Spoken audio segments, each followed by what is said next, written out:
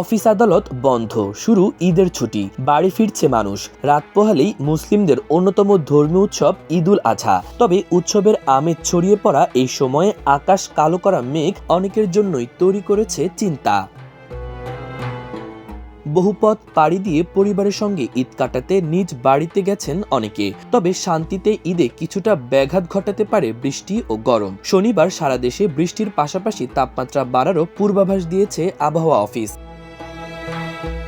শুক্রবার সকাল ৬টা থেকে পরবর্তী ১২০ ঘন্টার পূর্বাভাসে এ তথ্য জানিয়েছে রাষ্ট্রীয় সংস্থাটি। পূর্বাভাসে বলা হয়, শুক্রবার বরিশাল, চট্টগ্রাম ও সিলেট বিভাগের কিছু কিছু জায়গায় এবং রংপুর, রাজশাহী, ঢাকা, ময়মনসিংহ, খুলনা বিভাগের ২-১ জায়গায় অস্থায়ীভাবে দমকা হাওয়া সহ হালকা থেকে মাঝারি ধরনের বৃষ্টি অথবা বজ্রসহ বৃষ্টি হতে পারে।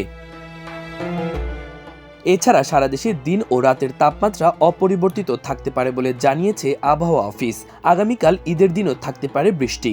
ময়মনসিংহ, চট্টগ্রাম ও সিলেট বিভাগের কিছু কিছু জায়গায় এবং রংপুর, রাজশাহী, ঢাকা, বরিশাল ও খুলনা বিভাগের ২-১ জায়গায় অস্থায়ীভাবে দমকা হাওয়া সহ হালকা থেকে মাঝারি ধরনের বৃষ্টি অথবা বজ্রসহ বৃষ্টি হতে পারে। সেই সঙ্গে সারা দেশে দিন ও রাতের তাপমাত্রাও বাড়তে পারে বলে পূর্বাভাসে জানানো হয়েছে।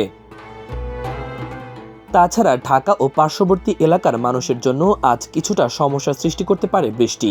এসব এলাকায় আজ আকাশ আংশিক মেঘলা থাকতে পারে, সেই সঙ্গে সামান্য বাড়তে পারে তাপমাত্রা। আবহাওয়াবিদ ওমর ফারুক বলেন, বর্ষাকালে বৃষ্টি হবে এটাই স্বাভাবিক। তবে বৃষ্টি হওয়ার জন্য যে লঘুচাপ বা ডিপ্রেশন থাকে সেটি এই মুহূর্তে অনেক কম বললেই চলে। গত বছর বন্যা পরিস্থিতির কারণে ম্লান হয়েছিল দেশের দক্ষিণ পূর্বাঞ্চলের অনেক মানুষের ঈদ আনন্দ। বিশেষ করে সিলেট বিভাগের বেশিরভাগ জেলার মানুষ ছিলেন চরম ভোগান্তিতে।